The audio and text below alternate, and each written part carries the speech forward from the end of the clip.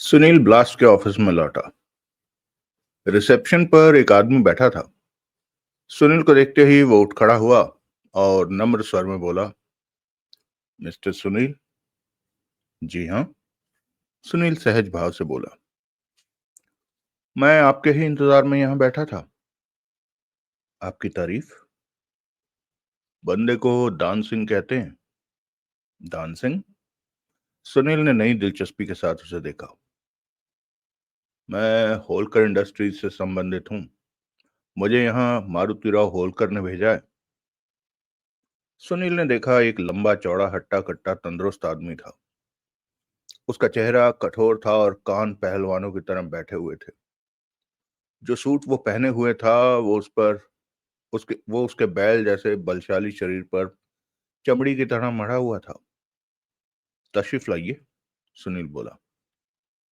कहाँ? दान सिंह बोला। मेरे केबिन में। दान सिंह ने इंकार में सिर हिलाया। मतलब? सुनील के माथे पर बल पड़ गए। मिस्टर सुनील, वो बोला, मैं आपसे बहुत गंभीर, बहुत गोपनीय वार्तालाप करना चाहता हूं। अपनी बात मैं ऐसी जगह कहना ज्यादा पसंद करूंगा जहां मुझे गारंटी हो कि कोई तीसरा आदमी हमारा वार्तालाप नहीं सुन रहा। मेरे केबिन में कोई तीसरा आदमी नहीं होगा। क्या पता आपके केबिन में कोई इंतजाम हो जिससे वहां होती बातें कहीं और सुनी जा सकती हों, या वहां हुई बातें बाद में रिकॉर्ड करके इत्मीनान से सुनी जा सकती हों। वहां ऐसी कोई बात नहीं है। दान सिंह केवल मुस्कुराया। तो आप क्या चाहते हैं? बाहर सड़क पर चलते, वहां कोई तन्हाई की सूरत निकालेंगे। सुनील दान सिंह से खुद भी मिलने को उत्सुक न होता तो वो उसकी बात कभी न मानता। लेकिन तब वो बोला, ठीक है। उसने एयरबैग रिसेप्शन के दरवाजे पर खड़े एक चपरासी के हवाले कर दिया और स्वयं दान सिंह के साथ हो लिया। सीढ़ियां उतरकर दोनों ब्लास्ट की इमारत से बाहर निकल गए। अब? सुनील बोला। उत्तर देने के स्थान पर दान सिंह ने हाथ उठाकर समीप से गुजरती एक टैक्सी को रोका। उसके हाथ ऊपर उठने पर उसकी कमीज और कोट की आस्तीन कलाई से परे खिसक गए और सुनील ने उसकी कलाई पर बंधी घड़ी देखी। घड़ी का डायल देखकर सुनील के नेत्र सिकुड़ गए। दोनों टैक्सी में सवार हो गए। अगर सेंट्रल पार्क चलें तो कोई एतराज? दान सिंह बोला। मुझे क्या एतराज हो सकता है? सुनील बोला। सेंट्रल पार्क चलो, दान सिंह ड्राइवर से बोला। टैक्सी सड़क पर दौड़ चली। सुनील ने बड़े नाटकीय ढंग से अपनी कलाई पर बंधी घड़ी पर निगाह डाली और फिर बोला, आपकी घड़ी में क्या टाइम हुआ है? दान सिंह ने एक सरसरी निगाह अपनी कलाई पर बंधी घड़ी पर डाली और सहज स्वर में बोला, 5:45। आपकी घड़ी पीछे मालूम होती है। मेरी में तो 6 बजने वाले हैं। नहीं नहीं, मेरी घड़ी एकदम ठीक है। 5:45 ही बजे हैं। लेकिन मुझे तो आपकी घड़ी में भी 6 बजे दिखाई दे रहे हैं। हद करते हो यार। मुझे क्या अपनी घड़ी देखनी नहीं आती?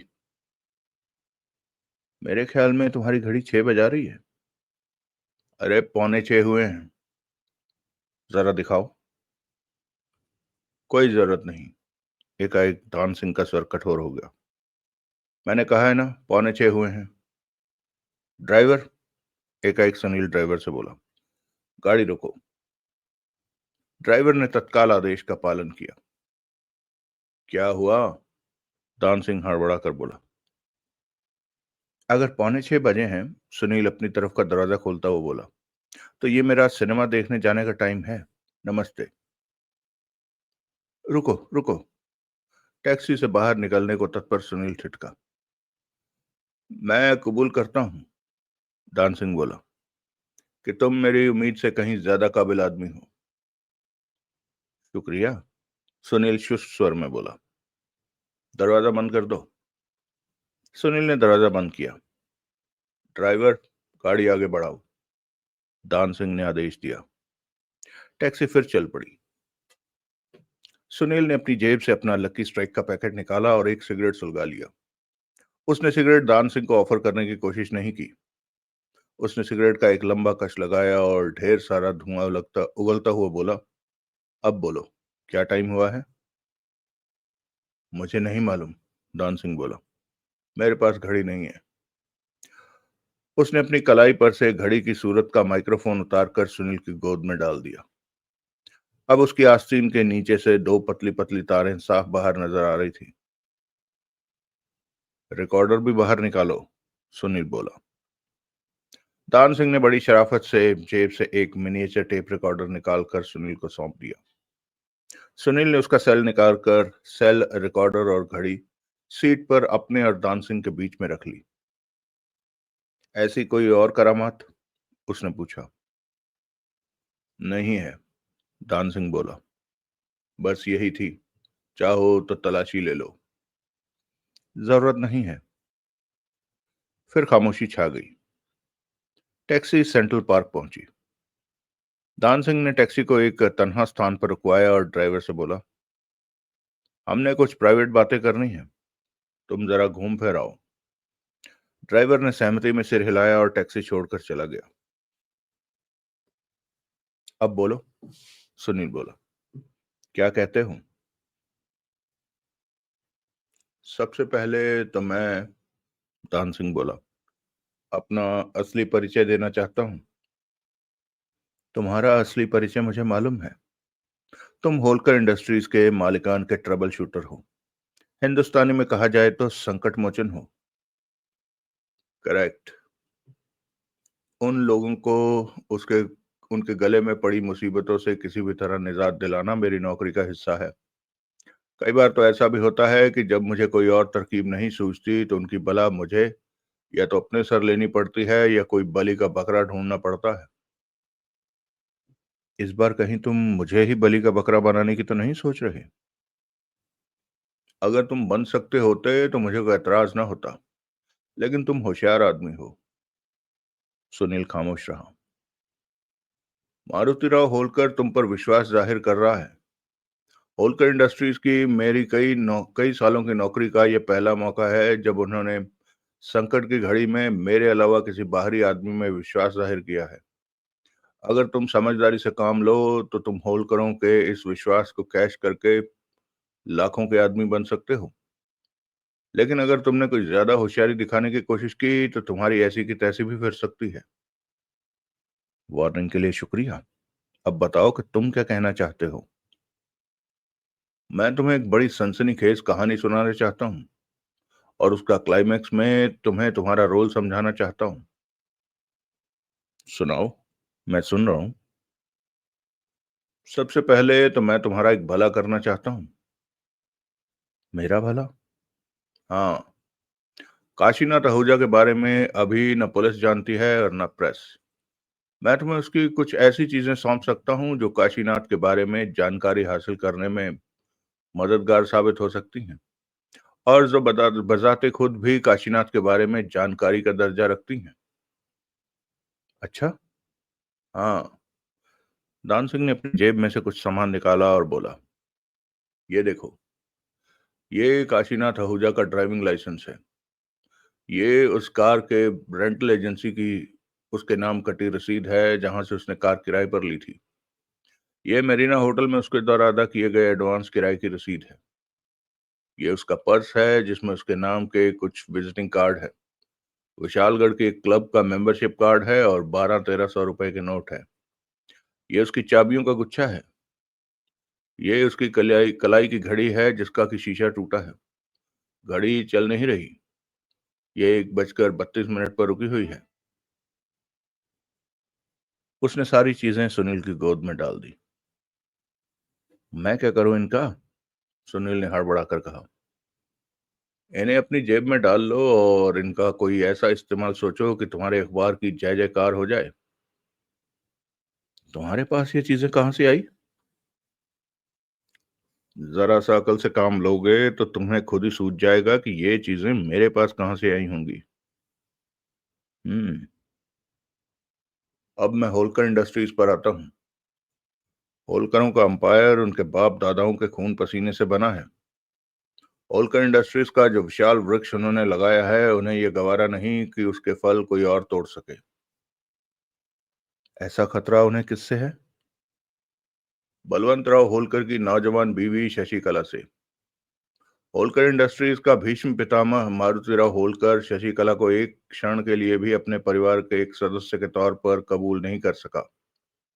ऊपर से उसने शशिकला को कभी तिरस्कार की निगाहों से नहीं देखा, लेकिन भीतर से वो शशिकला को हमेशा ऐसी अवांछित औरत की निगाह से देखता है, देर सवेर जिसका पर होलकर परिवार में से पत्ता कटना जरूरी था। आई सी। शशिकला अगर समझदार औरत होती तो एक रईस आदमी से शादी करने के बाद अपनी जिंदगी संवर गई मानती और टिक कर बैठती। लेकिन वो बलवंत राव के पीठ फेरने की देर होती थी कि अपनी औकात जाहिर कर देती थी। मारुति राव उस जैसी औरतों के चरित्र को समझता था, इसलिए जानता था कि किस उस औरत की वो ये छिनाल हरकतें ही कि कैसे उस औरत की वे छिनाल हरकतें ही उसके भाई को उससे निजात दिलाने वाली थी। उसने खास तौर से मुझे शशिकला पर निगाह रखने के लिए कहा था। मेरा काम था शशिकला को एक बदकार और चरित्रहीन औरत साबित करना, ताकि बलवंत राव उसे तलाक देकर उससे पीछा छुड़ा सकता। लेकिन बलवंत राव की अकल को मैं क्या कहूं कि वो खुद ही अपनी बीवी के खिलाफ ऐसे सबूत जुटाने की कोशिश में लग गया। अगर उसने मुझसे बात की होती तो मैं उसे उन होटलों के रजिस्टरों के फोटोग्राफ दिखाता जहां वो काशीनाथ आहूजा के नाम से अपने यार के साथ दर्जनों बार ठहर चुकी थी। लेकिन उस बेवकूफ आदमी ने ऐसा नहीं किया। 19 की रात को जब वो ट्रेन पर बंबई के लिए रवाना हुआ, तो वो अगले स्टेशन पर शशिकला को अपने साथ ले गया। ऐसा उसने इसलिए किया था ताकि शशिकला को गारंटी हो जाती कि उसका पति बंबई जा रहा था और वो लापरवाह हो जाती। अगले स्टेशन पर जब शशिकला प्लेटफॉर्म पर उतरी, तो दूसरी तरफ बलवंत राव भी उतर गया। वो अपनी पत्नी का पीछा करता करता होटल मरीना पहुंच गया, जहां की शशिकला का यार काशीनाथ आहूजा उसका इंतजार कर रहा था। शशिकला वहां काशीनाथ से मिली। इत्तेफाक से बलवंत राव काशीनाथ के कमरे की बगल का कमरा हासिल करने में कामयाब हो गया। वहां दीवार के साथ एक विशेष माइक्रोफोन चिपका कर और टेप रिकॉर्डर चालू करके उसने बगल के कमरे की आवाजें सुनने का इंतजाम कर लिया। वहां उसे बहुत कुछ सुनने को मिला। फिर शशिकला अपने कपड़े वगैरह लेने के लिए वहां से चली गई। बलवंत राव अब भी समझदारी से काम लेता तो वो टेप रिकॉर्डर लेकर वहां से चला आता। टेप पर अंकित शशिकला का अपने यार से वार्तालाप ही उसकी बेवफाई का पर्याप्त सबूत बन सकता था और बलवंत राव का उससे पीछा छूट सकता था। लेकिन वो तो वहां ऐसा ताव खा गया कि वो बेवकूफों की तरह काशीनाथ पर चढ़ दौड़ा। उसके पास प्रशांत की रिवॉल्वर थी, जो काशीनाथ ने उसके कमरे में हुई उसकी हाथापाई जो काशीनाथ से उसके कमरे में हुई उसकी हाथापाई में चल गई। काशीनाथ की खोपड़ी में गोली लगी और वो मर गया। बलवंत राव के छक्के छूट गए। फिर वो फौरन वहां से भाग निकला। उसने मुझे फोन किया। मैं दौड़ा दौड़ा होटल मेरीना पहुंचा। वो मुझे होटल के सामने एक सड़क पर कार में बैठा हुआ मिला। उसके होश उड़े हुए थे और वो पत्ते की तरह कांप रहा था। बड़ी मुश्किल से वो मुझे बता पाया कि क्या हो गया था। फिर तुमने क्या किया? मैंने वही किया जो एक ट्रबल शूटर को करना चाहिए था।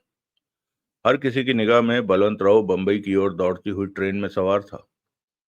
मैंने उसे कहा कि वो कंपनी के प्लेन पर बड़ौदा चला जाए और वहां से चुपचाप वापस ट्रेन में सवार हो जाए।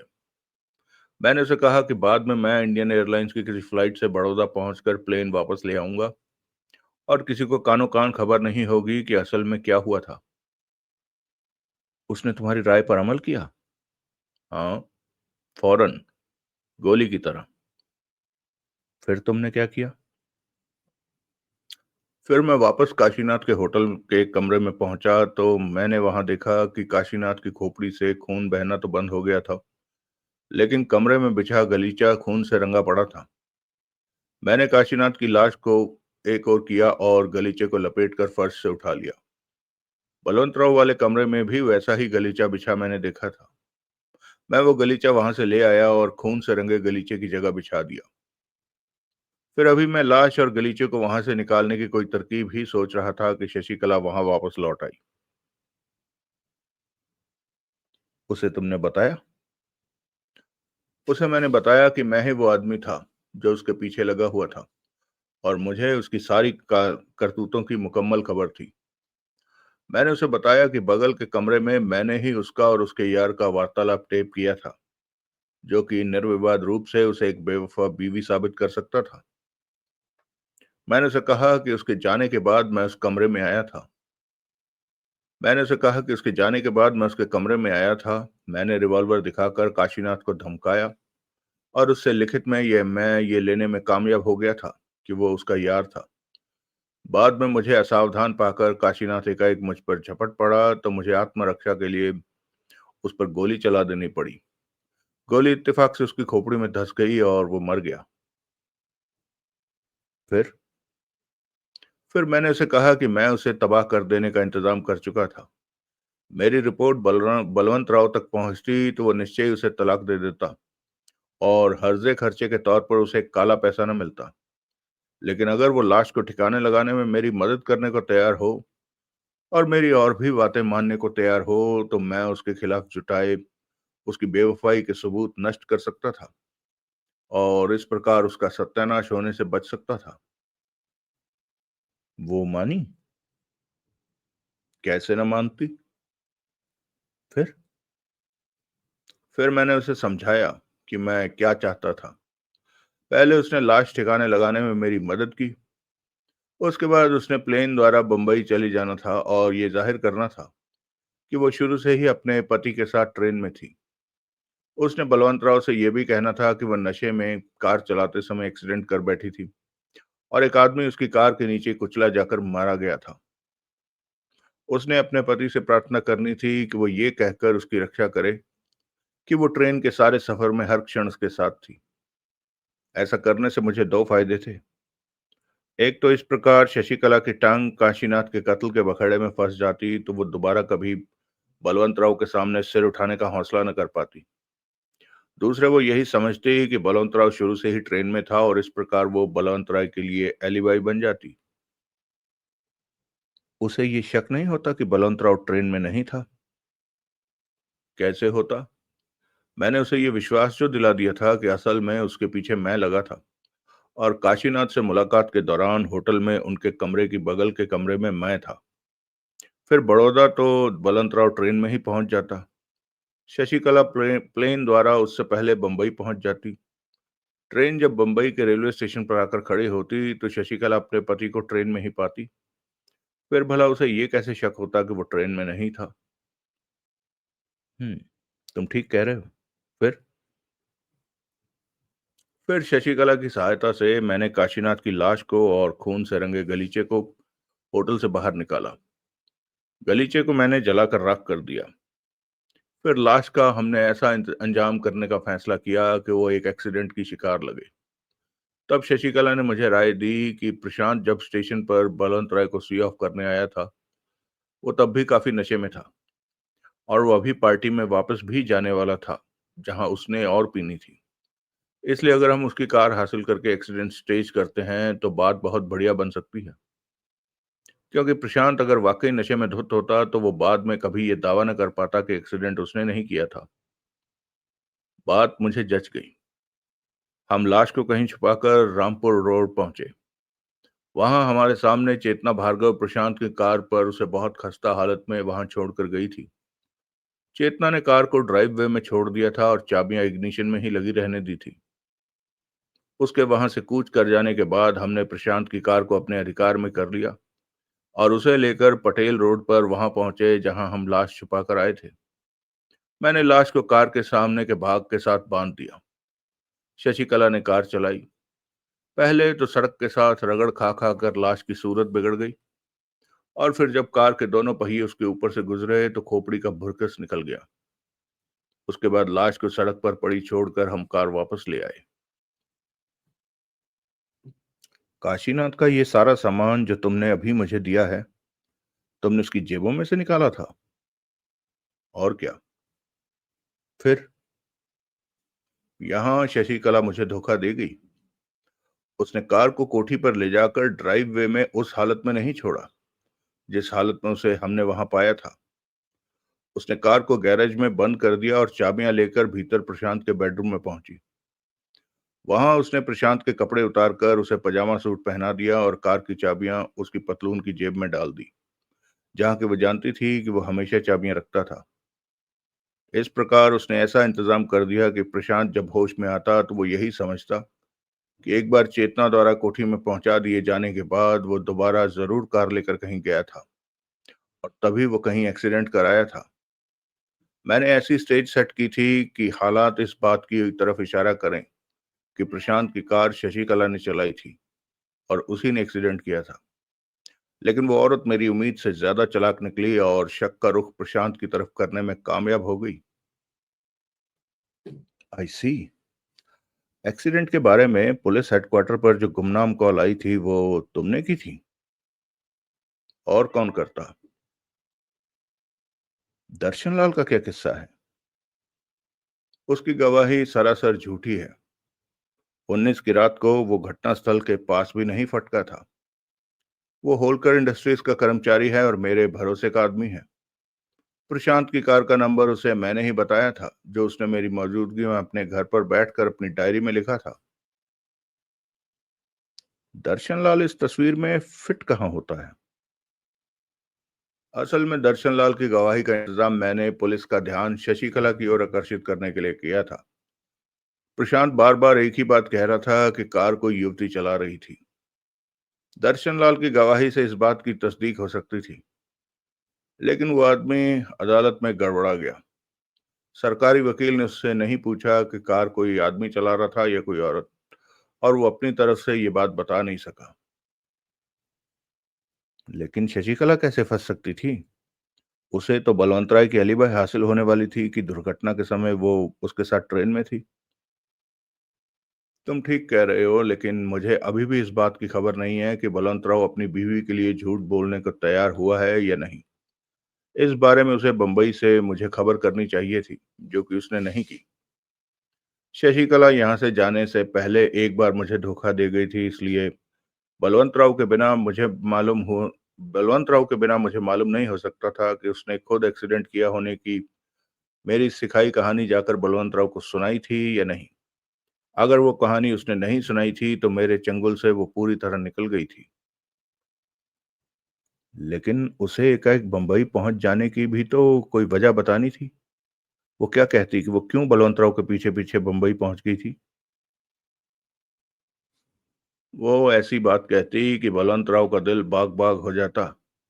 वो इठलाकर बल खाकर अपने पति का सिर अपने सीने से लगाकर जब कहती कि पीछे राजनगर में उसके बिना उसका दिल नहीं लग रहा था, तो सोचो जरा पति का क्या हाल होता।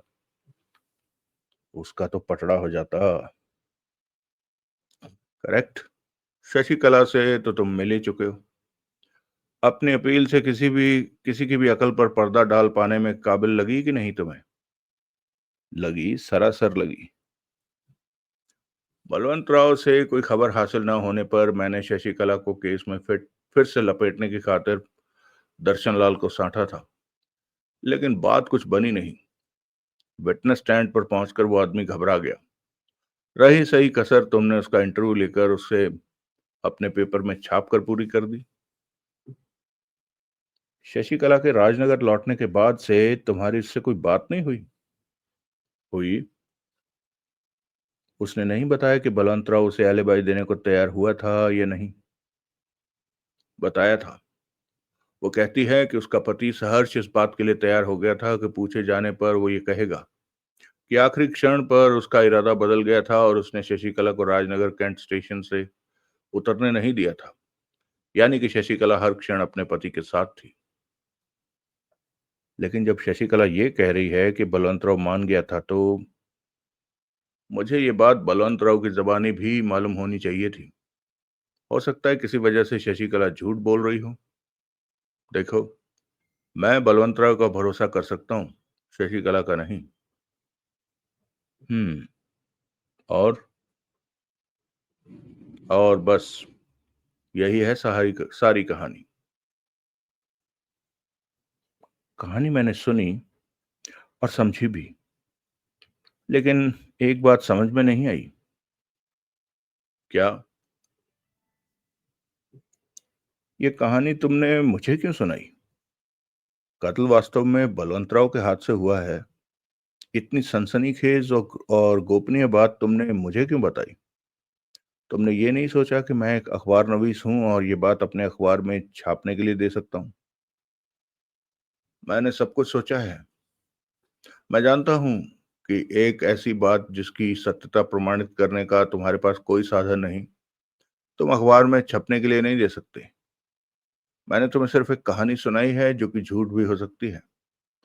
तुम इसे अखबार में मेरे हवाले के साथ छापोगे तो मैं साफ मुकर जाऊंगा कि मैंने तुम्हें ऐसी कोई कहानी नहीं सुनाई। मैं तो इस बात से भी मुकर जाऊंगा कि मैं कभी तुमसे मिला था। फिर तुम्हारी और तुम्हारे अखबार की, दोनों की, ऐसी तैसी फिर जाएगी।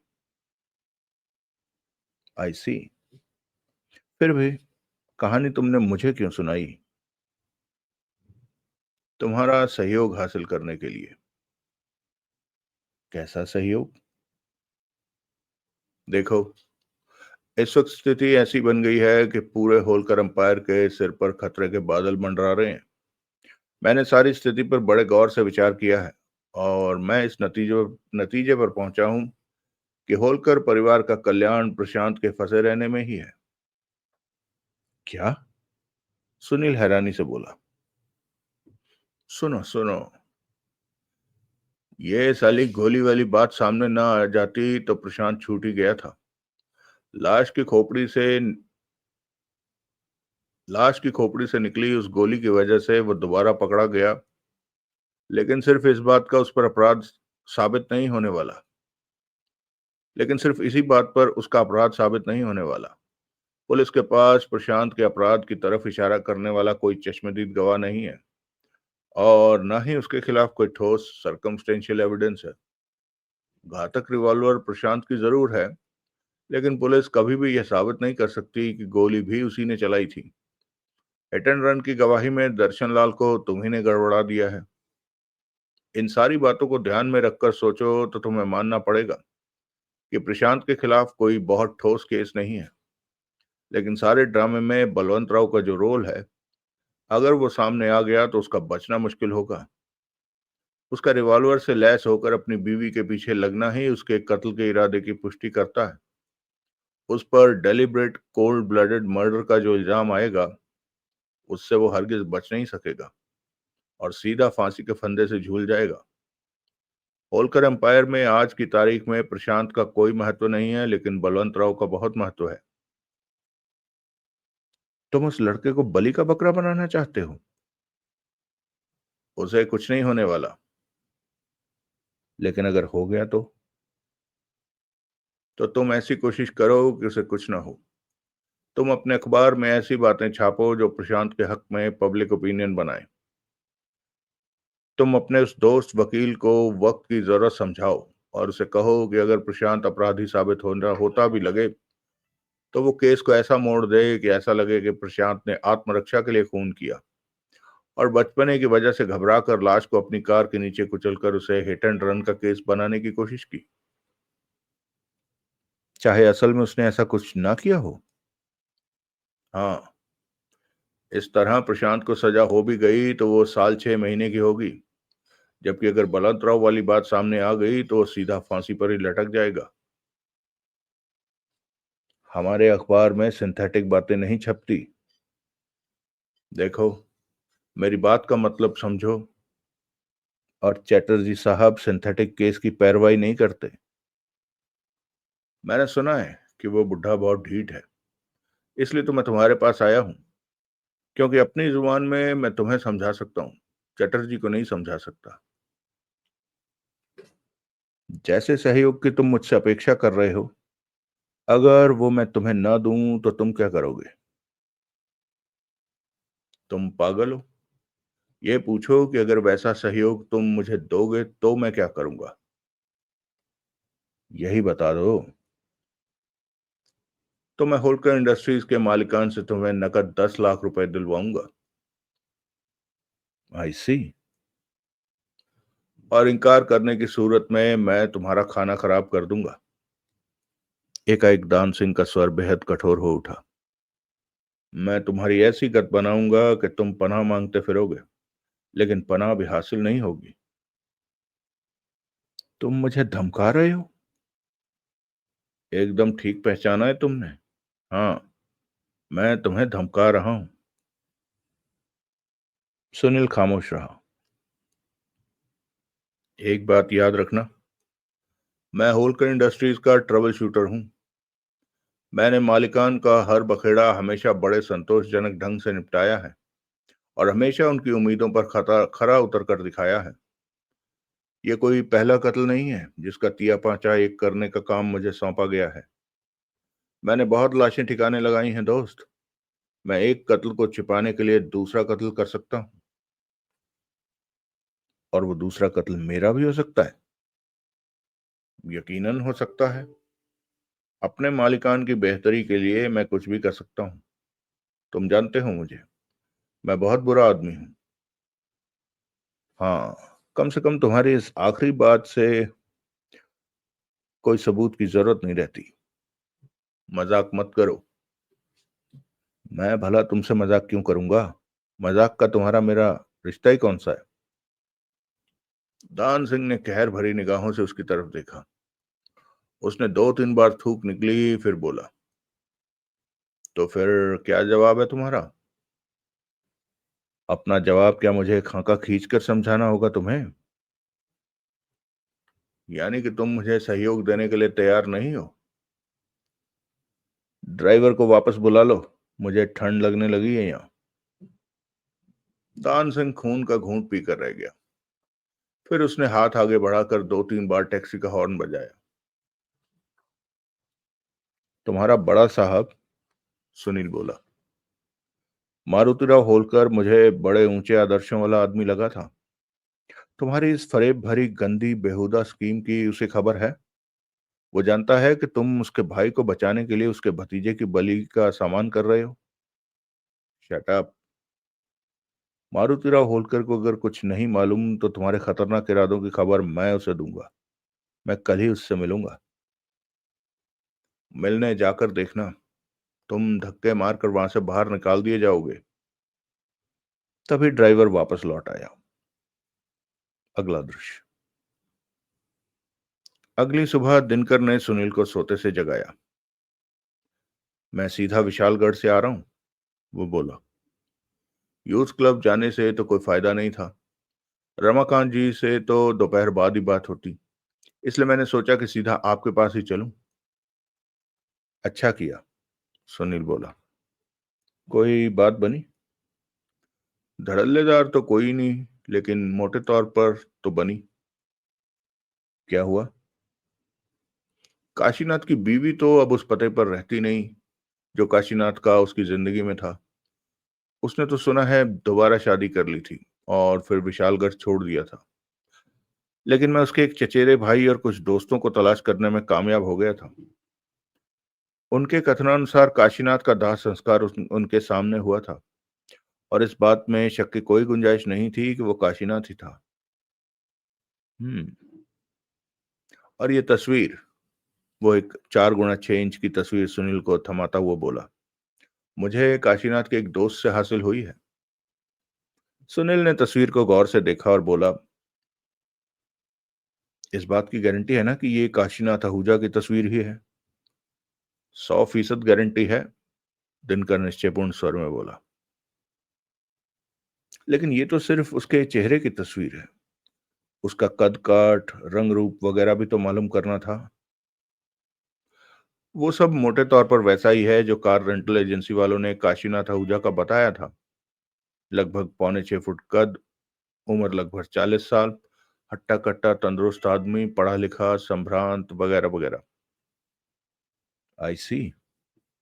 फिर सुनील ने दिनकर को वहां से विदा कर दिया। आधे घंटे बाद वो खुद भी फ्लैट से बाहर निकला। सबसे पहले वो सीधा हरनबी रोड पर स्थित कार रेंटल एजेंसी में पहुंचा। वहां उसने दान सिंह से मिला, ड्राइविंग लाइसेंस एजेंसी के मालिक को दिखाया तो उसने कहा कि वही वो लाइसेंस था जो काशीनाथ आहूजा ने वहां से कार किराए पर लेते वक्त दिखाया था।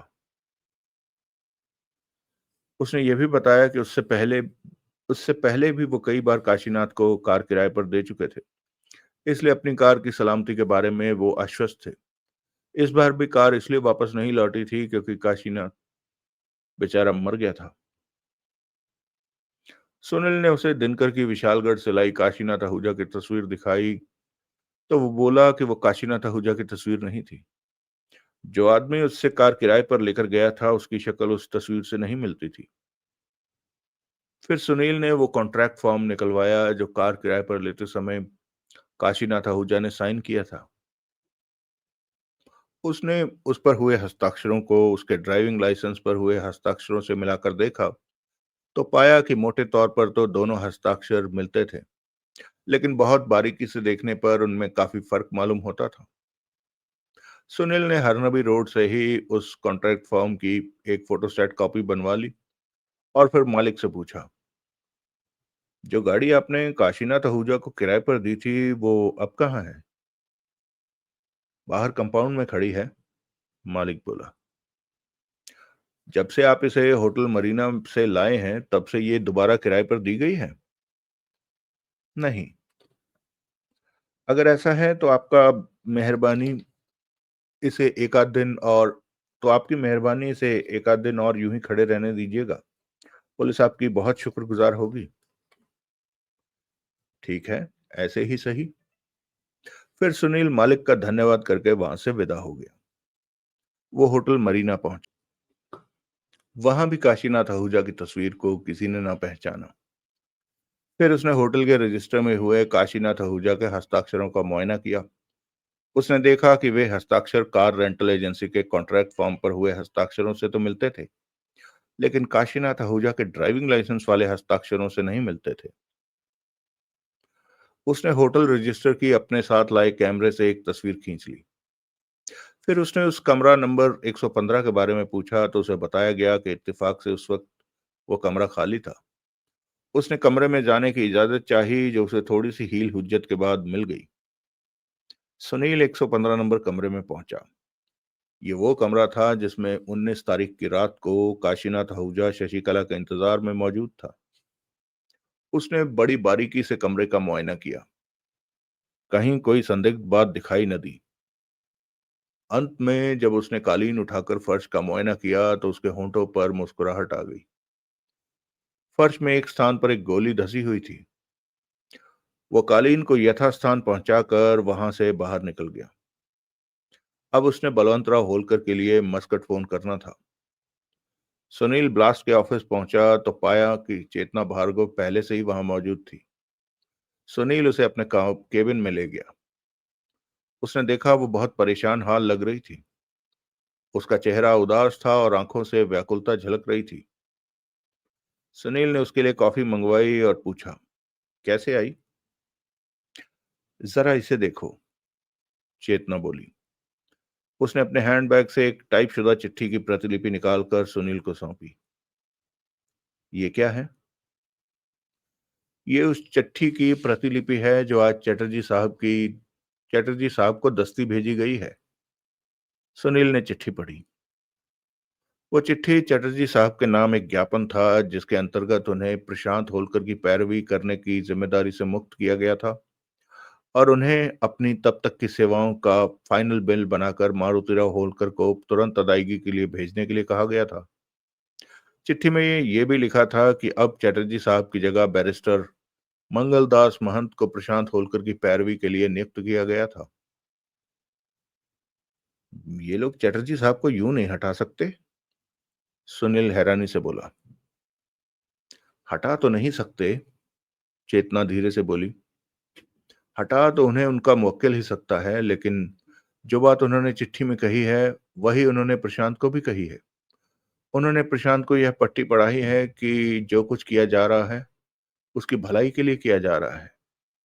उन्होंने प्रशांत को कहा है कि तुम्हारी बातों में आकर वो लोग चैटर्जी साहब को गलती से काबिल वकील समझ बैठे थे, लेकिन अब उन्हें मालूम हुआ है कि वे उतने काबिल वकील नहीं हैं जितना कि उन्हें समझा जा रहा था।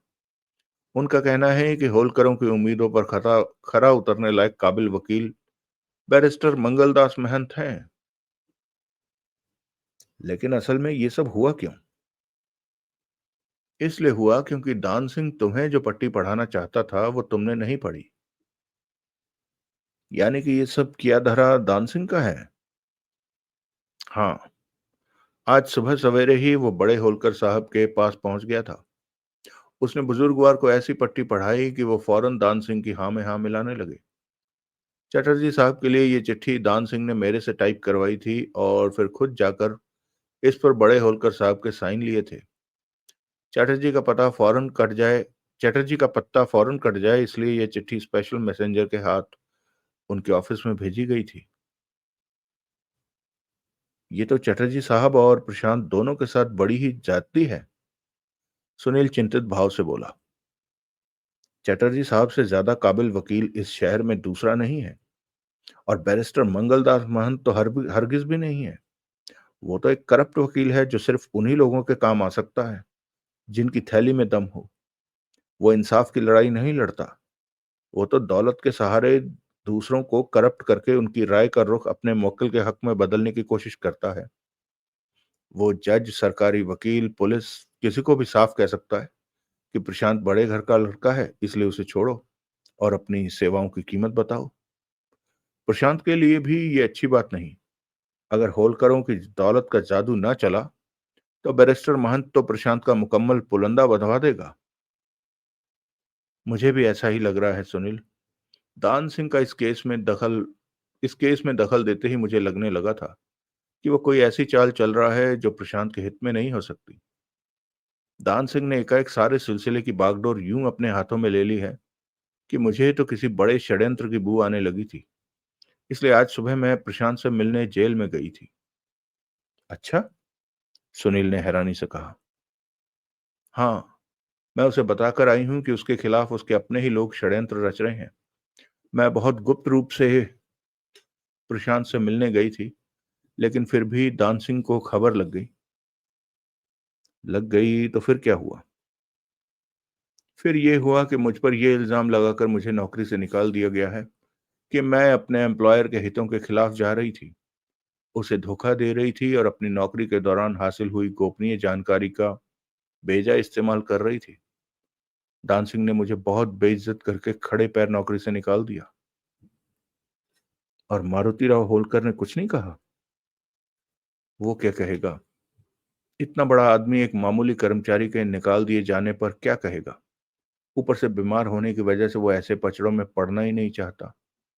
फिर भी अगर बुजुर्गवार कुछ पूछेंगे तो दान सिंह जैसा काइया आदमी के लिए उन्हें कोई भी पट्टी पढ़ाकर आश्वस्त कर देना मामूली बात है कि मेरा नौकरी से निकाला जाना क्यों जरूरी था।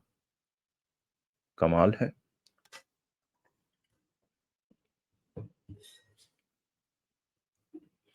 वो खामोश रही। लेकिन अगर प्रशांत जिद करे कि वो चटर्जी को ही अपना वकील रखना चाहता है तो वो ऐसी कोई जिद करने की स्थिति में नहीं है। उसे बड़ी चतुराई से ही ये बात समझा दी गई है कि अगर वो बैरिस्टर महंत को अपने केस की पैरवी करने देगा तो वे पानी की तरह पैसा बहा देंगे, लेकिन अगर वो उनकी मर्जी के खिलाफ जाकर कुछ करेगा तो वे उसे कोई आर्थिक सहायता नहीं देंगे। ऐसा दान सिंह ने कहा होगा। हाँ, ये दान सिंह उस लड़के का पुलंदा बनवाना चाहता है। उसने चटर्जी साहब को इसलिए हटवाया है क्योंकि मुझसे मिलने के बाद उसे मालूम हो गया था कि चटर्जी साहब पर उसकी पुड़िया नहीं चल सकती। बैरिस्टर महंत को मैं अच्छी तरह जानता हूँ। दान सिंह और वो दोनों ही एक ही थाली के चट्टे बट्टे हैं। दान सिंह बड़ी सहूलियत से उससे अपनी हर बात मनवा लेगा। तुम्हारी जानकारी के लिए दान सिंह मुझे साफ ऐसा कह चुका है कि होलकर एम्प्लॉयर की भलाई इसी में है कि होलकर एम्पायर की भलाई इसी में है कि इस केस में गहरा ना बैठा जाए। प्रशांत सीधे सीधे छूट जाए तो बड़ी अच्छी बात है, वरना उसे सजा भी हो जाए तो कोई मुजायका नहीं। तुम ठीक कह रहे हो। लेकिन प्रशांत क्या बिल्कुल ही मिट्टी का माधव है? क्या वो अपना बुरा भला नहीं पहचानता? पहचानता है, लेकिन वो बहुत मजबूर है। वो दान सिंह की बातों से आश्वस्त भी नहीं है। उसने खुद मुझे ऐसा कहा कि वो जेल में बंद है और उसके पास खुद चटर्जी साहब की फीस अदा कर पाने का कोई साधन नहीं है।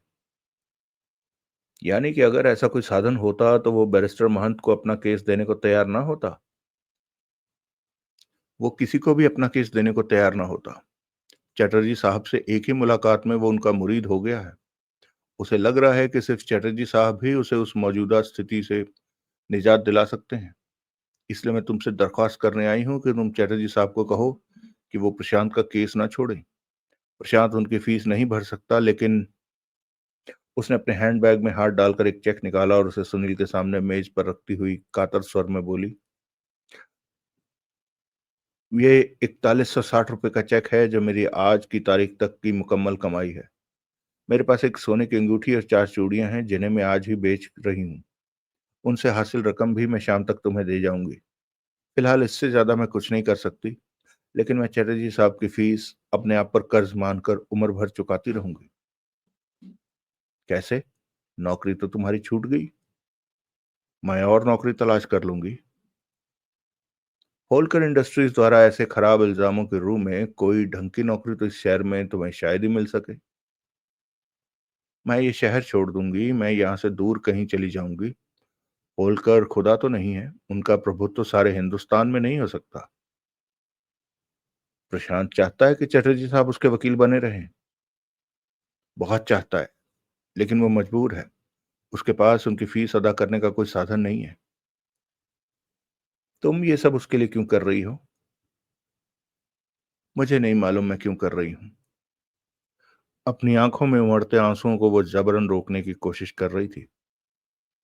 फिर भी फिर भी कुछ नहीं। तुम इस वक्त मुझसे ऐसे मुश्किल सवाल न पूछो।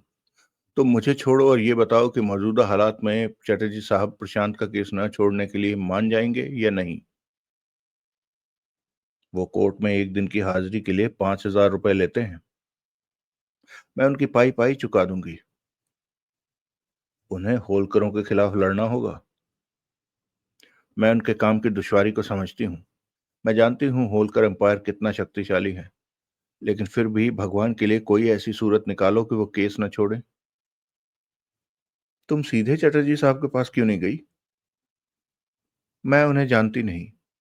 केस से या अभियुक्त से मेरा कोई रिश्ता नहीं। हो सकता था कि वो मुझसे मिलने से ही इनकार कर देते, लेकिन वो तुम्हारे तो दोस्त हैं। तुम्हारी ही वजह से वो प्रशांत के वकील बने, इसलिए तुम्हारे पास आना मुझे ज्यादा मुनासिब लगा। हम्म। सुनील बोला। वो कुछ क्षण सोचता रहा, फिर उसने मेज पर अभी तक अपने सामने पड़ा चेतना का चेक उठा लिया और उसे बीच में से फाड़कर दो टुकड़े कर दिए। दोनों टुकड़ों को आपस में मिलाकर उनके और दो टुकड़े किए और फिर सारे टुकड़े रद्दी की टोकरी में डाल दिए। चेतना अवाक उसका मुंह देखती रह गई। अपना पैसा संभाल कर रखो, सुनील मीठे स्वर में बोला। तुम्हें इसकी जरूरत है और पता नहीं दोबारा कब तुम्हारी नौकरी लगे। लेकिन मुझे पता नहीं तुम्हारी भावनाओं की कदर प्रशांत को है या नहीं, लेकिन मुझे है। मैं तुमसे वादा करता हूं कि कम से कम प्रशांत की पैसे की मजबूरी की वजह से चटर्जी साहब प्रशांत के केस से अपना हाथ नहीं खींचेंगे। मैं तुमसे वादा करता हूं कि मैं प्रशांत को बरी कराकर दिखाऊंगा। एकाएक चेतना के धीरज का बांध टूट गया। वो फूट फूट कर रोने लगी। बड़ी मुश्किल से सुनील उसे चुप करा पाया। फिर अभी वो उसको वहां से विदा करके ही लौटा था कि एकाएक एक एएसआई ने उसके केबिन में कदम रखा और बोला, पुलिस सुपरिटेंडेंट राम सिंह साहब ने आपको हेडक्वार्टर तलब किया है। क्यों? ये मुझे नहीं मालूम। साथ ही उन्होंने ये भी कहा है कि काशीनाथ आहूजा की मौत से ताल्लुक रखता कोई भी कागज पत्तर, कोई भी चीज जो आपको किसी भी साधन से हासिल हुई हो, आप अपने साथ लेकर आए। मैं इस वक्त कहीं नहीं जा सकता। मुझे ये भी हुक्म हुआ है कि अगर आप आने से आनाकानी करें तो मैं आपको गिरफ्तार करके पुलिस हेडक्वार्टर ले आऊं। ये तो सरासर धांधली है। आप चल रहे हैं या? एएसआई ने जानबूझकर वाक्य अधूरा छोड़ दिया। चल रहा हूं भाई, चल रहा हूं, सुनील असहाय भाव से बोला। वो एएसआई के साथ हो लिया। पुलिस की जीप पर दोनों पुलिस हेडक्वार्टर पहुंचे। एएसआई उसे police headquarter police superintendent Ram Singh के दरवाजे तक छोड़ गया। पुलिस सुपरिटेंडेंट राम सिंह सुनील का दोस्त था, लेकिन उस वक्त वो दोस्ती दिखाने के मूड में मालूम नहीं होता था। वो बड़ी बेचैनी से अपने दाएं हाथ की पहली उंगली और अंगूठे के बीच में थामे अपने सिगार के कश लगा रहा था। और उसके सामने बड़ी गंभीर मुद्रा बनाए दान सिंह बैठा हुआ था। सुनील ने राम सिंह का अभिवादन किया। बैठो, राम सिंह ने गंभीरता से कहा। जी शुक्रिया, सुनील बैठता हुआ बोला। उसने एक सरसरी निगाह दान सिंह पर डाली और राम सिंह से संबोधित हुआ। क्या मैं यूं पकड़कर मंगवाए जाने का मतलब जान सकता हूं? तुम, राम सिंह ने उसके प्रश्न की परवाह नहीं की, इन साहब को जानते हो? जानता हूं। इन्होंने तुम्हें काशीनाथ आहूजा की जेबों से निकला उसका कुछ व्यक्तिगत सामान दिया था, जैसे उसका driving licence, car rental agency की उनके नाम कटी रसीद, मैरिना होटल की एक एडवांस किराए की रसीद, उसका पर्स, उसके कुछ विजिटिंग कार्ड्स, विशालगढ़ की एक क्लब का उसका मेंबरशिप कार्ड, एक चाबियों का गुच्छा, एक कलाई घड़ी, करेंसी नोट। सुनील ने देखा वो सारी चीजें उसने अपने सामने पड़ी एक लिस्ट में से पढ़कर सुनाई थी। ये तमाम चीजें, सुनील बोला, इन साहब ने मुझे दी थी, लेकिन तुम कबूल करते हो कि इन्होंने ये तमाम चीजें तुम्हें दी थी? हाँ हाँ, इसमें झूठ बोलने वाली बात क्या है? राम सिंह तनिक सकपकाया, फिर बोला, वो चीजें तुम्हें पुलिस को जमा कराने के लिए दी गई थी। तुमने आज तक उन्हें हमारे पास जमा क्यों नहीं कराया? आज तक का क्या मतलब? वो चीजें कल शाम ही तो मुझे इन्होंने दी हैं। वो चीजें, दान सिंह दबे स्वर में बोला, मैंने इन्हें 20 तारीख को दी थी। ये झूठ बोल रहे हैं, सुनील बोला। मुझे ऐसा झूठ बोलने से क्या फायदा? दान सिंह आहत भाव से बोला। मुझे तो उल्टा सच बोलने से नुकसान हो रहा है। सुपर साहब, अगर ये चीजें हतप्राण की हैं, सुनील बोला, तो इन्हें वो भी बताना चाहिए कि इनके कब्जे में ये कैसे आई। इन्होंने बताया है, राम सिंह बोला। जरा मैं भी तो सुनूं, क्या बताया है इन्होंने? मैं ये जरूरी नहीं समझता, लेकिन मैं जरूरी समझता हूं। तुम्हारा समझना, सर, राम सिंह दान सिंह दबे स्वर में बोला। मुझे अपनी कहानी दोहराने में कोई एतराज नहीं है। मिस्टर सुनील आखिर पत्रकार हैं। देर सवेर बात पत्र प्रेस की जानकारी में तो आनी ही है। राम सिंह खामोश हो गया। ऐसा है सुनील साहब, दान सिंह मीठे स्वर में बोला। 19 तारीख की शाम को मोतीलाल अग्रवाल के यहाँ बलवंतराव होलकर की जो फेयरवेल पार्टी हुई थी, उसमें मैं भी शामिल था। बाद में जो कुछ खास खास लोग उन्हें स्टेशन पर सी ऑफ करने गए थे, उनमें मैं भी शामिल था। जब होलकर साहब ट्रेन में सवार हो गए, अगले स्टेशन पर उतर जाने की नीयत से उनकी पत्नी शशिकला भी ट्रेन पर सवार हो गई और ट्रेन चल पड़ी। साथ आए लोग वापस पार्टी में चले गए तो मैं पार्टी में जाने के स्थान पर स्टेशन से ही उनसे अलग हो गया और अपने घर लौट आया। आधी रात के बाद मेरे पास प्रशांत होलकर का टेलीफोन आया। उसने मुझे फौरन पटेल रोड के समीप भारत पेट्रोलियम के एक पेट्रोल पंप पर पहुंचने के लिए कहा। पूछने पर उसने मुझे बताया कि वो एक भारी मुसीबत में फंस गया था, जिसके बारे में वो मुझे टेलीफोन पर कुछ नहीं बता सकता था। मैं फौरन अपने घर से निकला, अपनी कार पर सवार हुआ और टेलीफोन आने के मुश्किल से 20 मिनट बाद पटेल रोड पर पहुंच गया। लेकिन प्रशांत मुझे पेट्रोल पंप पर नहीं मिला। मैंने पंप की इमारत के आसपास देखा, सारी पटेल रोड के 2 चक्कर लगाए, लेकिन प्रशांत मुझे कहीं दिखाई न दिया। फिर मैं रामपुर रोड स्थित उसकी कोठी पर पहुंचा। प्रशांत ने मुझे सड़क पर से फोन किया था, इसलिए मेरे जहन में बार बार यही बात आ रही थी कि जरूर उसने कोई एक्सीडेंट कर दिया था। इसलिए वहां पहुंचने के बाद सबसे पहले मैं गैराज में गया। वहां मुझे प्रशांत की सफेद फिएट कार खड़ी दिखाई दी। मैंने बत्ती जलाकर कार का मुआयना किया तो पाया कि उसकी दाईं ओर की हेडलाइट टूटी हुई थी। बॉडी में एक स्थान पर ताजा डेंट भी बना हुआ दिखाई दे रहा था और कार के अगले बम्पर और दाईं ओर के अगले पिछले दोनों पहियों पर खून के ताजे निशान भी मुझे मिले। मैं समझ गया कि मेरा संदेह सच निकला था। फिर मैं गैराज से निकलकर कोठी के पास पहुंचा। कोठी का मुख्य द्वार खुला था। मैं भीतर दाखिल हुआ और पहली मंजिल पर स्थित प्रशांत के बेडरूम में पहुंचा। वहां मुझे प्रशांत नशे में धुत, दीन दुनिया से बेखबर, अपने पूरे कपड़े पहने पलंग पर सोया पड़ा मिला। मैंने उसे झंझोड़ कर जगाने की कोशिश की, लेकिन उस पर तो कोई असर ही न हुआ। फिर मैंने उसके जूते और कपड़े उतार कर ठंडे पानी का एक तौलिया भिगोकर उसके चेहरे और जिस्म पर फेरना शुरू किया। इस तरह बड़ी मेहनत के बाद मैं उसे होश में ला पाया। मैंने उससे पूछा कि क्या माजरा था। वो मुझे पटेल रोड पर बुलाकर खुद वहां से चला क्यों आया था। वो बोला कि वो एक मुसीबत में फंस गया था, लेकिन उसमें से निकलने की तरकीब उसे खुद ही सूझ गई थी। वो एक क्षण ठटका और फिर बोला, उसने मुझे बताया कि पिछले कुछ समय से वो एक स्थानीय नाइट क्लब में जाकर जुआ खेलता रहा था। वहां के मालिकान क्योंकि उसे जानते थे, इसलिए वो मांगने पर उसे उधार भी दे देते थे। फिर थोड़ा थोड़ा करके उस पर 1.5 लाख रुपए का कर्जा चढ़ गया था। हाल ही में उन लोगों ने अपने रुपए की अदायगी के लिए उसे धमकाना शुरू कर दिया था। आखिरी धमकी उसे यह मिली थी कि अगर वो फौरन उनका रुपया नहीं चुकता करेगा, तो वे उसकी मिजाज पुरसी के लिए अपना कोई दादा उसके पास भेजने के लिए मजबूर हो जाएंगे। सुनील साहब, मैं ये बातें आपको रवानगी में सुना रहा हूँ। असल में मुझे ये सब कुछ टुकड़ों में टूटी फूटी जबान में सुनने को मिला था। वो होश में जरूर आ गया था, लेकिन नशे में वो तब भी था। You understand my point? हाँ, सुनील शुष्क स्वर में बोला। आगे बढ़ो। मैंने प्रशांत से पूछा कि क्या उन लोगों ने बताया था कि मिजाज पुरुषी से उनका क्या मतलब था। वो बोला, उसे बताया गया था कि पहली बार तो उनका दादा उसकी मरम्मत करके उसे छोड़ देगा, लेकिन अगर तब भी उसने उनकी रकम नहीं लौटाई तो प्रशांत को अपनी जान से भी हाथ धोने पड़ सकते थे। उसने मुझे बताया कि रकम मांगने अपने बड़े अंकल के पास जाने की तो उसकी हिम्मत नहीं थी।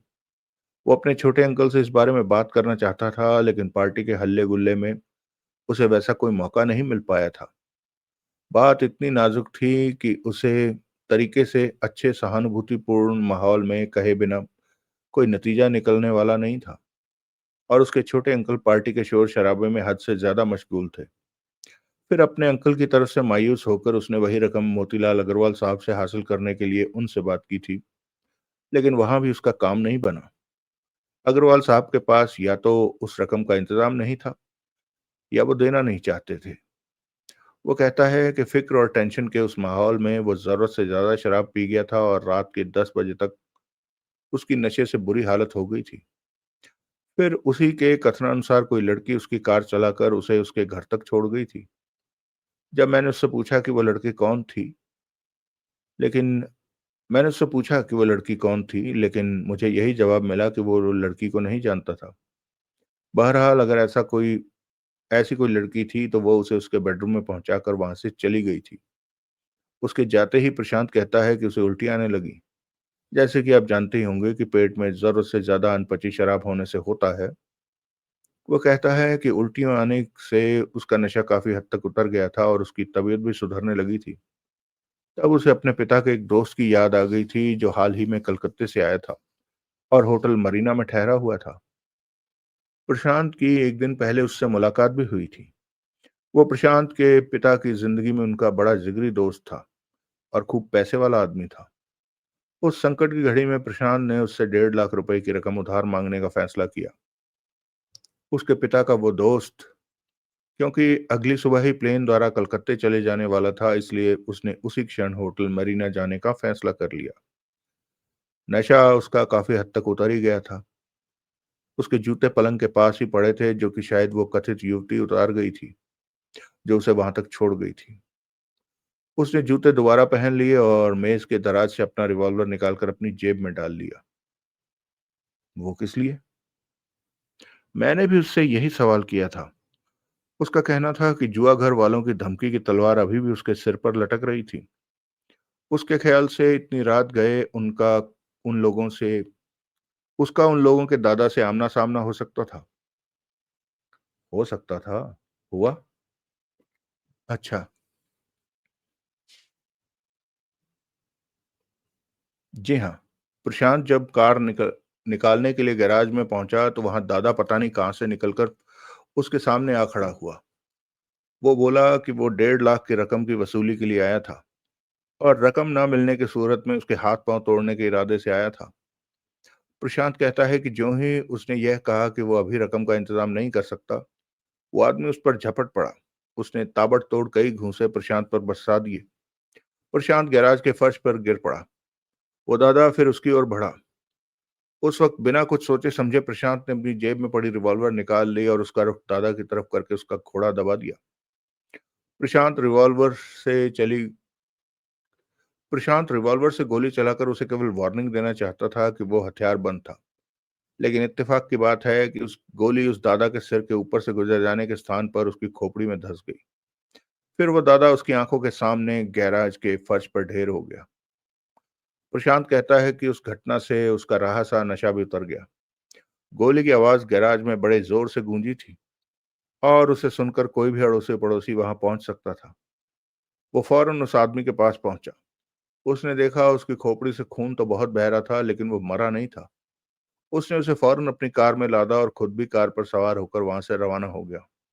वो उसे किसी अस्पताल पहुंचाना चाहता था, लेकिन रास्ते में उसे ख्याल आया कि अस्पताल में तो उसे तरह तरह के सवाल पूछे जा सकते हैं और वो गिरफ्तार भी हो सकता था। कहने का मतलब यह है कि उस आदमी को खुद अस्पताल पहुंचाने की उसकी हिम्मत ना हुई। उस नाजुक घड़ी में उसे मेरी याद आई। आखिर मैं होलकर इंडस्ट्रीज का ट्रबल शूटर था। उसने अपनी कार पटेल रोड पर स्थित पेट्रोल पंप के पास कहीं रोकी और वहां से मुझे टेलीफोन किया। टेलीफोन करके जब वो वापस कार में पहुंचा तो यह देखकर उसके छक्के छूट गए कि वो दादा तो मर गया था। उसने भागकर फिर मुझे फोन किया, लेकिन तब तक मैं घर से निकल चुका था।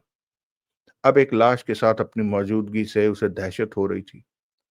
उस क्षण उसे सूझा कि अगर मरने वाले की शिनाख्त न हो सके तो कोई उनका संबंध मरने वाले के साथ जोड़ नहीं सकता।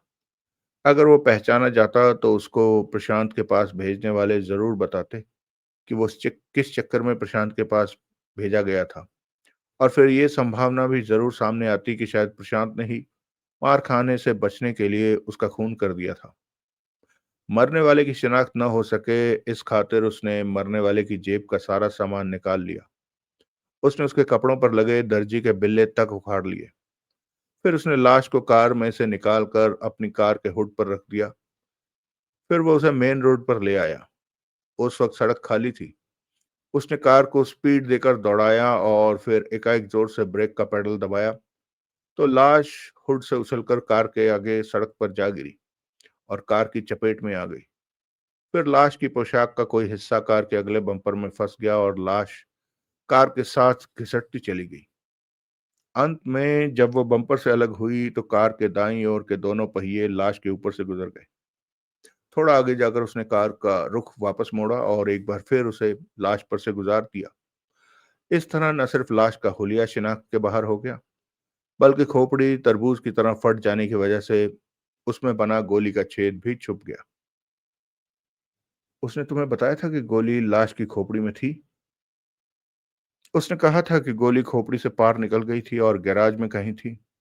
लेकिन अब तो ये बात जाहिर हो चुकी है कि उसका ख्याल गलत था। गोली खोपड़ी में ही धंसी रह गई थी। फिर फिर उसने मुझसे कहा कि मैं हालात को अपने काबू में करूं। मैंने उससे कहा कि मेरे करने लायक अब कुछ नहीं रहा था। उसने तो खुद ही सब कुछ कर लिया था। लेकिन मैं महसूस कर रहा था कि उस घटना की खबर पुलिस को लगनी चाहिए थी। आखिरकार उसने आत्मरक्षा के लिए उस आदमी पर गोली चलाई थी। उस आदमी ने पहले हमला किया था और अपनी जान बचाने के लिए ही प्रशांत का गोली चलाना जरूरी हो गया था। मैंने उसे मुझे ठीक तरह से समझाने के लिए कहा कि पटेल रोड पर लाश उसने कहाँ छोड़ी थी। उससे ठीक से स्थिति समझकर मैं पटेल रोड पर वापस पहुंचा, लेकिन तब तक घटनास्थल पर पुलिस पहले ही पहुंच चुकी थी। उस हालत में मैंने वक्ती तौर पर खामोश रहना ही मुनासिब समझा। मैं वापस प्रशांत की कोठी पर लौट आया। वहां पहुंचकर मैंने देखा कि उसने बोतल खोल ली थी और फिर से पीनी पीनी शुरू कर दी थी। अपने कपड़े वो बदल चुका था और वो पजामा सूट पहने पलंग पर बैठा था। हथप्राण की जेब से उसने जो सामान निकाला था वो मैंने अपने अधिकार में ले लिया और प्रशांत को फिर से नशे में धुत होने की कोशिश में छोड़कर मैं वहां से चला आया। अगले दिन जैसा कि स्वाभाविक था, मैं देर से सोकर उठा। तब मुझे मालूम हुआ कि प्रशांत तक पुलिस पहले ही पहुंच चुकी थी और वो हिट एंड रन के केस में गिरफ्तार हो चुका था। मुझे यह भी मालूम हुआ कि लाश की शिनाख्त नहीं हो पाई थी। प्रशांत का हथप्राण की जेब से निकला सारा सामान मेरे पास था, जो कि मैं दिल से महसूस कर रहा था कि पुलिस के पास पहुंच जाना चाहिए था। मैं अभी इसी उधेड़-बुन में था कि मैं पुलिस तक कैसे सामान पहुँचाऊँ कि सुनील साहब मेरे तक पहुँच गए। मैं कैसे पहुँच गया? मैं तो तुम्हें जानता तक नहीं। जनाब प्रशांत होलकर को जान लेने के बाद मुझे जानना क्या मुश्किल था? हर कोई जानता है मैं होलकर इंडस्ट्रीज का ट्रबल शूटर हूँ। मैं कभी इसके पास नहीं गया। सुनील राम सिंह से बोला। तुम पहले पूरी बात सुनो। राम सिंह बोला। फिर तबसरा करना। अच्छी बात है। फिर वह दान सिंह की तरफ आकर्षित हुआ। तो मैं तुम्हारे पास पहुंच गया। फिर क्या हुआ? ये अखबार नवीस हैं। दान सिंह राम सिंह से बोला। बातें करने में माहिर हैं। दूसरे के पेट की बात निकलवा लेने में उस्ताद। इन्होंने मुझे ऐसा अपने कॉन्फिडेंस में लिया कि मैंने मोटे तौर पर सारी बात इन्हें कह सुनाई। फिर इन्होंने ही मुझे राय दी कि हथप्राण की जेब से निकला सामान मैं इन्हें सौंप दूं और मैं ये कहकर सामान पुलिस तक पहुंचा देंगे कि प्रशांत ने ही इन्हें वो तमाम चीजें सौंपी थी। मैंने पूछा कि पुलिस के पास देर से सामान पहुंचने की ये क्या वजह बताएंगे, तो इन्होंने फरमाया कि ये कह देंगे कि पहले इस बारे में अपने अखबार में छापेंगे ताकि इनके अखबार की जय जयकार हो जाए। ये सीधे सामान पुलिस के पास पहुंचा देते तो सारी बातें सारे अखबारों को मालूम हो जाती और ब्लास्ट एक एक्सक्लूसिव फर्स्ट हैंड स्टोरी छापने से वंचित रह जाता। और फिर देरी का कोई ऐतराज होता तो इनके साथ होगा और फिर देरी का कोई ऐतराज होगा तो इनके साथ होगा, जो कि इन्होंने कहा कि ये भुगत लेंगे। मुझे इन्होंने सिर्फ यही काम बताया था कि मैं प्रशांत को समझा दूं कि पूछे जाने पर वो यही कहें कि उसने ये सारा सामान अपने दोस्त सुनील कुमार चक्रवर्ती को सौंपा था। मैं प्रशांत का दोस्त हूँ। सुनील बोला। हो नहीं, लेकिन तुमने यही कहा था कि प्रशांत यही कहे कि तुम उसके दोस्त हो। खैर, फिर फिर जब अगले दिन उससे अगले दिन फिर उससे अगले दिन भी उस सामान के बारे में ब्लास्ट में कुछ न छपा तो मुझे मजबूरन यहाँ सुपरिटेंडेंट साहब के पास आना पड़ा। वो किस लिए? अपना कर्तव्य निभाने के लिए। ज्यो ज्यो वक्त बीतता जा रहा था, मैं महसूस करता जा रहा था कि पुलिस को असली बात मालूम होनी ही चाहिए थी। फिर जब प्रशांत पर हिट एंड रन की जगह कत्ल का इल्जाम लग गया तो मुझे अपना पुलिस के पास आना और भी जरूरी लगने लगा। इसी संदर्भ में मुझे उस सामान का भी जिक्र करना पड़ा जो हथ प्राण की जेबों से निकाला गया था और जिसे पता नहीं क्यों आप दबाए बैठे थे, जिसके बिना लाश की शिनाख्त नहीं हो सकती थी। कहानी सुन ली तुमने? राम सिंह बोला। अब बताओ। लेकिन ये कहानी झूठी है। सुनील ने प्रतिवाद किया। घड़ी हुई है, बेबुनियाद है। मैं इन साहब से कल शाम से पहले कभी नहीं मिला। कल शाम को यही मेरे पास आए थे। मैं इस बात से कब इनकार कर रहा हूं जनाब? दान सिंह बोला कि मैं कल शाम को आपके पास आया था। मैं तो आपके इंतजार में आपके ऑफिस के रिसेप्शन पर बैठा रहा था। मैं वहां यही पूछने आया था कि आपने अभी तक हथप्राण की जेबों से निकाला सामान पुलिस को क्यों नहीं पहुंचाया था। और जवाब में मैंने क्या कहा था? आपने मुझे ये कहकर टाल दिया था कि आज आप वो काम जरूर कर देंगे। लेकिन जब आपने फिर भी ऐसा नहीं किया तब मुझे मजबूरन यहाँ आना पड़ा। उस सामान की बात के अलावा हम दोनों के बीच और कोई बात नहीं हुई थी। और क्या बात हुई थी? क्या तुमने मुझे ये नहीं बताया था कि वास्तव में कत्ल बलवंतराव होलकर ने किया था? कत्ल होटल मरीना के एक कमरे में हुआ था और बाद में बलवंतराव के कहने पर तुमने शशिकला की सहायता से लाश को ठिकाने लगाया था। ये मैंने कहा था? दान सिंह सख्त हैरानी से बोला। हाँ। हद करते हो सुनील साहब। वो आहत भाव में बोला। मैं ऐसी बात भला कैसे कह सकता हूँ? और फिर बलवंतराव होलकर साहब तो उस वक्त शहर में भी नहीं थे। वो तो बंबई जाती ट्रेन पर सवार थे। मैं खुद उन्हें ट्रेन पर सवार करा आया था। कंपनी का प्लेन बड़ौदा कौन लेकर गया था और उसे वहां से वापस कौन लाया? मुझे क्या मालूम। उसके लिए तो मुझे कंपनी का रिकॉर्ड देखना पड़ेगा। 19 की रात को बलवंतराव के बुलावे पर तुम होटल मरीना नहीं गए थे? सवाल ही पैदा नहीं होता। मैं तो होटल मरीना के पास फटका भी नहीं। बलवंतराव की गाड़ी चढ़ जाने के बाद से तुमने उसकी शक्ल नहीं देखी?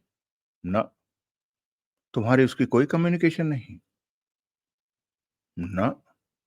वो एक क्षण ठिठका, फिर बोला, अलबत्ता एक बार टेलीफोन पर बात जरूर हुई थी। उन्होंने मुझे फोन कर कर बताया था कि उन्हें अभी भी प्रशांत की गिरफ्तारी की खबर लगी थी। इस संदर्भ में उन्होंने आपसे बात की थी और वे अपनी पत्नी शशिकला को फौरन वापस भेज रहे थे। वो खुद बहुत फंसे हुए थे, इसलिए फौरन वापस नहीं आ सकते थे। बात क्या है? राम सिंह तनिक रुष्ट स्वर में बोला। तुम कहना क्या चाहते हो? मैं वही कहना चाहता हूं, सुनील बोला, जो मैं पहले भी कह चुका हूं। ये साहब झूठ बोल रहे हैं। जो कहानी इन्होंने अब सुनाई है, ये वो नहीं है जो कल शाम इन्होंने मुझे सुनाई थी। मैंने आपको कल शाम कोई कहानी नहीं सुनाई। दान सिंह फरियाद सी करता हुआ बोला। जनाब, आप क्यों मुझे खराब करने पर तुले हुए हैं? खराब मैं नहीं, तुम मुझे करने पर तुले हुए हो। तुम अपनी उस धमकी पर अमल कर रहे हो जो कल शाम तुमने मुझे दी थी। तुम इधर सुनो, राम सिंह कठोर स्वर में बोला। कल शाम क्या कहानी सुनाई थी इन्होंने तुम्हें? उत्तर में सुनील ने सब कुछ कह सुनाया। ये झूठ है, दान सिंह भड़क कर बोला। मैंने ऐसी कोई बात इन्हें नहीं कही। आप बेशक शशिकला से पूछ लीजिए, आप बेशक बलवंतराव होलकर से पूछ लीजिए। शशिकला वही कहेगी जो तुम उसे कहने के लिए कह चुके हो, और बलवंतराव होलकर कुछ पूछने के लिए यहां उपलब्ध नहीं है। सुनील बोला। लेकिन एक शख्स और है जो इस बात की तस्दीक कर सकता है कि बलवंतराव होलकर राजनगर से गाड़ी चलने के बाद अगले स्टेशन पर अपनी बीवी के पीछे उतर गया था। कौन? मोतीलाल अग्रवाल। ओके, दान सिंह बोला। सुपर साहब, आप अभी अग्रवाल साहब को यहाँ बुलवा लीजिए। अगर वो ये कह दें कि होलकर साहब इनके कहे मुताबिक गाड़ी से उतरे थे, तो समझ लीजिएगा कि बाकी बातें भी सच ही कह रहे हैं। ओह, सुनील बोला, यानी कि तुम अग्रवाल साहब को भी अपने मालिक के हित की दुहाई देकर कोई पट्टी पढ़ा चुके हो? मैंने ऐसा कुछ नहीं कहा। वो सहज भाव से बोला। उस समय उसके चेहरे पर बड़ी मासूमियत थी, लेकिन आंखों में ऐसी धूर्तता की चमक थी जैसे सुनील ही पहचान सकता था। तुम पहले मकतूल की जेबों से निकले सामान की बात पर आओ, एकाएक राम सिंह बेसब्रेपन से बोला। तुम कबूल कर चुके हो कि सामान तुम्हारे पास है? हाँ। वो सामान कहाँ है? मेरे पास। निकालो। सुनील ने सारी चीजें निकालकर राम सिंह के सामने मेज पर रख दी।